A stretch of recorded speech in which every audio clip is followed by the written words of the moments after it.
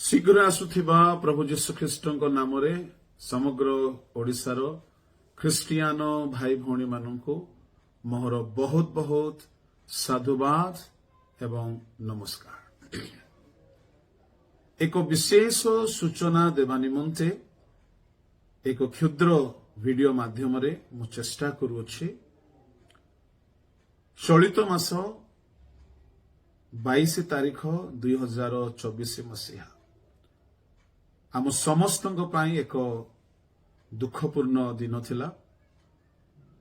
प्रभु को महान दास आचार्य किशोर चंद्र दिगाल प्रभु को सेवा कार्य दौड़ू दौड़ू अपना दौड़ समाप्त करी प्रभु को महाविश्राम रे प्रवेश करियछंती, महानिद्रा प्राप्त होइछंती एवं तांको शरीरर समाधि सेवा चलित नवेम्बर मास 24 तारीख 2024 मसीह बारखमा ग्राम रे प्रभु को विशिष्ट दास मान उपस्थिति रे अनेक विश्वासी विश्वासिनी उपस्थिति रे सेवा कार्य संपूर्ण होइथिला। परिवार अत्यंत शोकाकुल अवस्था अछंती एवं समग्र ओडिशार ख्रिस्टियान भाई भौणी माने जो माने तांको सहित स्वत प्रवृत्त भाव में जड़ित अछंती समस्त मनरे दुख शोक रही अछि। एणु शोकाकुल परिवार को सांत्वना देबा पई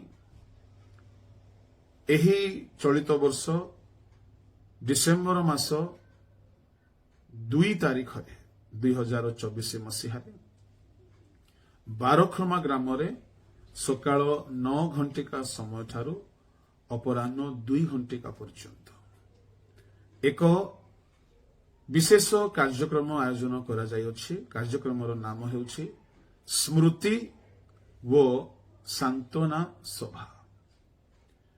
एही सभार उद्देश्य शोकाकुल परिवार को सांत्वना देवा निमंते पदे कथा कहिबा एवं प्रभु को दासों को द्वारा आम्भे माने जो उपकार पाइछु जेते उपकार पाइछु ताहाको कही वर्णना करी से स्मृति को सम्मुख रे रखी परिवार को उत्साह देवा एवं परिवार को प्रभु को दासंकर महत् कर्म अवगत कराई सेमान को बल प्रदान कराइबा एवं तत्सहित प्रभु को दासों को देई होइथिबा कर्म सकल वर्णना करी प्रभु को गौरव करिबा। एई उद्देश्य रे एक स्मृति व सांत्वना सभा रखा जाय अछि। डिसेम्बर मास 2 तारीख 2024 मसीह उक्त सभा रे समग्र ओडिशार ख्रिस्टियान भाई भौणी मानकु मु सूचना देवछि दिगाल परिवार पक्षरु एवं मो पक्षरु। उक्त सभा रे प्रभु दास राजीव डानियल महाशय मध्य उपस्थित हेबे। प्रभु दास निरंजन तुरुग महाशय मध्य परिवार सहित उपस्थित हेबे। मु मध्य उपस्थित हेबी एवं अनेक भाई भौणी माने जो माने प्रभु दासंकर पार्थिव शरीर समाधि क्रिया रे शामिल होई पारि नाहंती एही सांत्वना व स्मृति सभारे उपस्थित होई परिवार को सांत्वना देबे बोली मोहर कामना एवं सूचना।